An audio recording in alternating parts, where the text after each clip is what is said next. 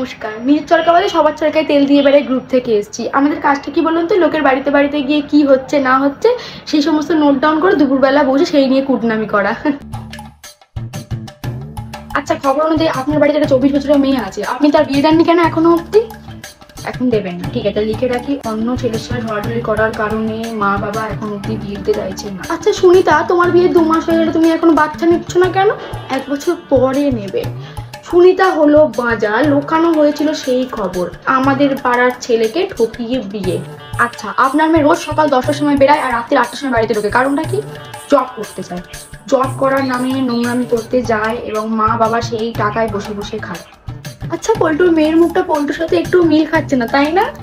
পল্টুর বউ ধরা পড়লো বাইরে নোংরামি করতে গিয়ে, পল্টুর মেয়ের কোনো রকম মিল নেই পল্টুর মুখের সাথে। কি বলছো, টিয়া এখনো পড়া থেকে বাড়ি ফেরেনি? পালালো টিয়া, পড়ার নাম করে বেরিয়েছিল বাড়ি থেকে, সন্দেহের তালিকায় ছিল অনেকদিন ধরেই। নোংরা বাড়ির মেয়ে ঠিক নিজের পরিচয় দিয়েই দিল।